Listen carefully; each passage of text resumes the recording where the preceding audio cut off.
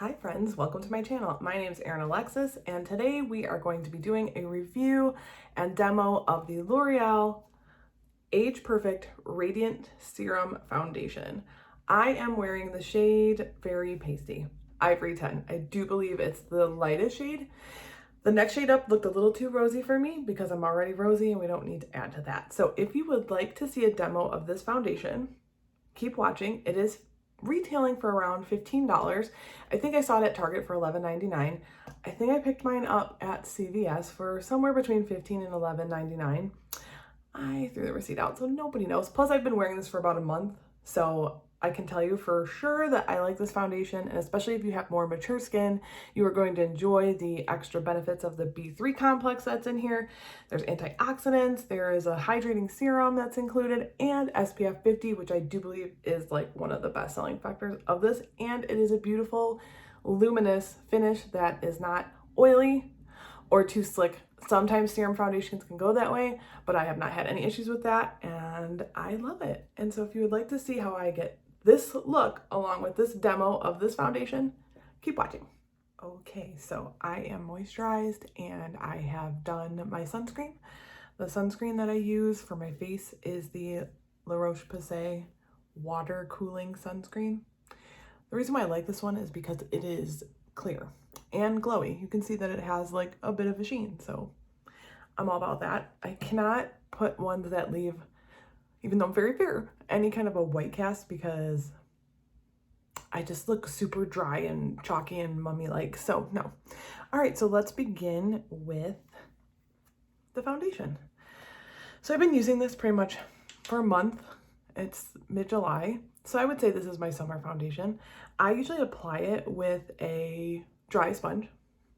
I know it looks horrifying. I did just wash it yesterday, but we're gonna use it again today because I like it dry for this because this is very runny and I feel like if I use it wet, it becomes a little bit streaky. So I don't apply very much, especially because I'm just gonna be running around today. So we're just going to, I usually do like a couple dots or streaks, I guess. And that is actually it. So yeah, good value because it's gonna last a long time. And it gives me enough coverage since I don't really like anything more than medium coverage. I'm going to look into my small mirror, at least it's pretty. And then I just really like use my sponge to spread it around. The areas that I need more coverage, like here in the cheek regions, as we know, I will then press it. But I really just kind of work it around the face with the sponge. And the reason why I like the sponge better is because the brush tends to be a little bit streaky. And I always pat it into my forehead. I don't know why. It just seems like the right thing to do. And that was super quick. And you can see that it gave me pretty good coverage. Coverage that I'm happy with. I will go in on my nose now and use a little concealer and right under my eyes, but that's it. I mean, that took like a minute and it blends in quick. And it's just such a pretty finish. And the added bonus of the SPF 50, even though I already have SPF on, I would recommend that. For anti-aging, you need to wear sunscreen. Like, it's just going to be your best friend. You know, the sun is going to give you the most damage. I mean, I'm in my 40s, so like there's been damage, you know, before I knew to do that. But I have for the last probably 2 years consistently put sunscreen on my face, whether or not I'm going outside because we have windows, every day. I mean, 98% of the time. So sunscreen, even though this has the SPF 50, but it's like an added extra layer of protection. So now I'm going to pop on some concealer, which I still am using the Maybelline Age Rewind. I just find that this, on my older skin, never looks like bunchy or crusty or any of those lovely words. And then I just hit the corners, the inner corners of my eyeballs to help, you know, with those mom dark circles. Same sponge, I'm just gonna flip it over and use the other side. And I just press it in. And whatever happens to like go on my lid is what I'm using to put on my shadow. And today we're gonna do a peachy look. This is what I've been doing most days if I decide to put makeup on. So after the concealer, I'm going to give us a little pause, put on my brows because no one needs to watch that. I think we all know how to put a brow on by now. And then I'll come back and work on the rest of the face and the eyes. What do we think so far of this finish? I love it. Okay, now that the brows are on, I just did a really quick fill with the CoverGirl. I've used this before, I've talked about it before. I may have put it in a favorites. It is, what is it actually called? It's got like a weird long name. It's called like this is the Ultra Fine Brow Pencil in Soft Blonde. This is the perfect color for me. It's like a taupe. And sometimes I had bought two, and I need to get rid of this. I used it once. I also bought the Revlon Color Stay in, I think, like soft brown, because sometimes I'm not sure, you know, like they looked similar in the packaging. This one definitely has warm undertones and I cannot use it. I need it to be really cool. So this one in soft blonde is perfect for me. So if you're around my hair color, you know, like a dark blonde, maybe with some highlights, I recommend that. And it does run out kind of quick, but it's not very expensive, so I feel like it's worth it. And I just like the tone of it. I mean, I think that's what we all look for, is like that perfect tone. All right, so before I start eyeballs, I'm gonna actually bronze my face using the, of course, L'Oreal Bronze It that I've hit pan on. This is the second one I've hit pan on. I just like really like the tone of this one too. So a lot of times I think it comes down to like that, what's the right tone for your, you know, what you wanna achieve. And for me, I just like to warm up my cadaver-like complexion. So I usually just use this brush, which is a Morphe brush, and I like it because it's got a little bit of a pinched ferrule, and I think there's a MAC brush that's just like this.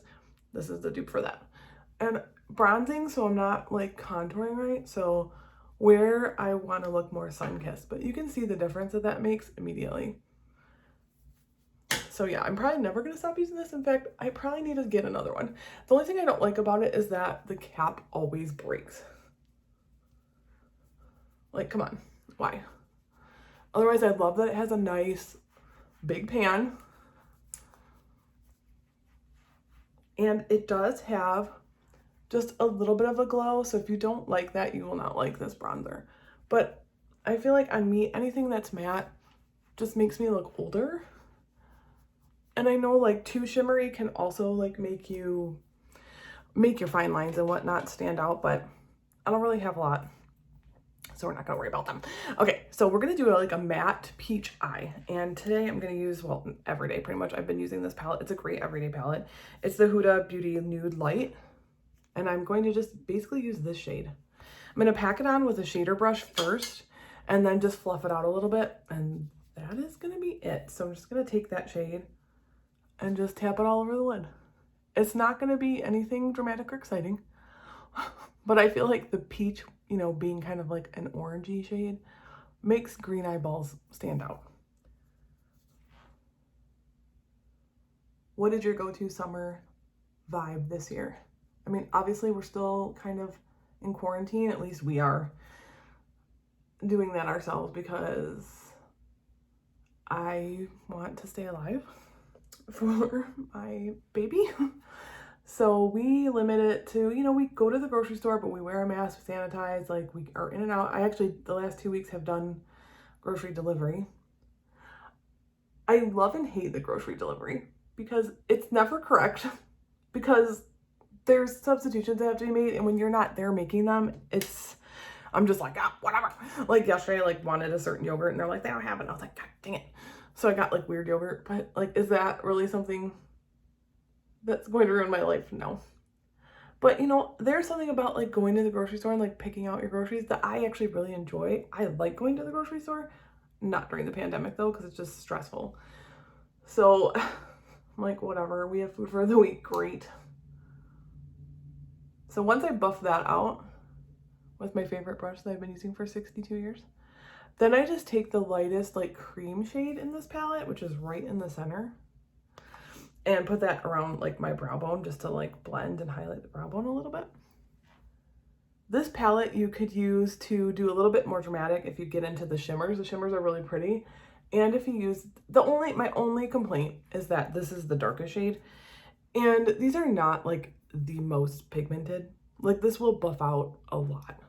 It is a very pretty shade that I'll probably use more in the fall. You could use this to deepen up your crease if you really wanted to, but it's not really what I'm going for. And if I really wanted to like add a little something more, I could pop a shimmer on, but I'm just taking the baby and going to my mom's house. My parents are looking to buy a condo, so I'm going with her to look at a condo, so it's really not that exciting. Okay, so on the peach theme, for blush, I'm going to use NARS Orgasm. I got the sample at Christmas time. My wife got it for me, like a little sampler pack. And honestly, like, I am not like a huge blush user. So this is, for size, this is going to last me forever. And I used to have this blush back in the day. It's a pretty peach tone with peachy pink with some sparkle, some shimmer. It's not too dramatic of a color. And I like this fluffy brush. I think I've talked about this brush before. It's a Morphe brush, but I don't know what it is. And every time I go to a hair show, I try to find it and I don't think they make it anymore. But it's not very dense. So if you want more blush, use a denser brush. I never want more blush because I already have kind of like rosy cheeks. So just pop that on. Then of course my favorite highlight. I ask every time and nobody suggests something else to use, is the Wet n Wild Baked Highlighter from the Fergie collection from 2015. So we're just gonna hit the tops of the cheekbones. But see, it has a really pretty glow and it's not too crazy.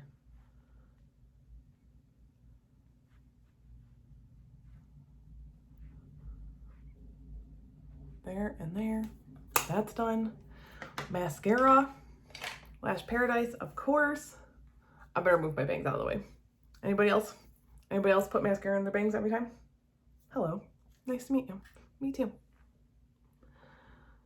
So this is a quick, literal, like 10-minute get ready. And for me, it just makes me feel like a person. Literally just like a person. I always say that I have like mashed potato face. Like I don't have like defined, like Krista has really great cheekbones and jaw. I'm just like mashed potatoes with eyes. Like, so I feel like I have to like do something to define my features. And especially because my lashes and brows are super light. Those are very important. Even when it's pretty much just me and my wife at home, I still do a lot of times my brows and put some mascara on and like some bronzer because I just, if I catch myself in the mirror, I'm like, huh. It's for me. It's not for her. She could give a shit. She likes like at night when I do my skincare. She's like, you look so young. Your skin looks so fresh. I was like, well, yeah, close up, it looks fine. Far away, mashed potatoes. So I'm thinking my next video, and yes, is going to be a cocktail video with Krista. Would you like to see like something on the new end of cocktails? Like I've seen like White Claw slushies and stuff like that. Or do you want us to do like a classic cocktail? I mean, that's kind of what I was leaning towards. Like, how do you make a French 75 or, you know, something summery, but classic that's been around for 100 years? Considering this is 2020, and I feel like it should be all about those Prohibition era cocktails. Those are the thoughts. I'm hoping to get her over here this weekend because then we can film it and drink it. Multitasking. All right, so now that that's done, next in our peach routine, again with the NARS, I got this. They all came together. I think this has like, oh Lord, I need a magnifying glass. Yes, this is the Orgasm lip gloss. At first I was like, it's too, in the tube, it looks very like shimmery, but when it's on the lips, it's not too bad. It goes on a little metallic. It kind of settles down though.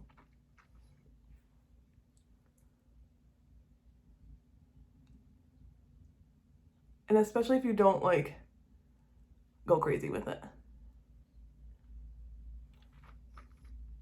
I just think it's really pretty, very summery. So what do we think now about that foundation? We're about 10 minutes into the wear time of it. It doesn't slip around, and as you could see, I put my face products, like my powder products, right away on. I never set my face because of my dry, dusty old mummy skin. So it went on, you know, bronzer went on fine, blush went on fine. Even though that is a serum foundation, it is not like wet or like too slippery. I love it. I really recommend it. If you are mature, like over 35, you want that extra SPF and you want like a light to medium, you saw how much I put on.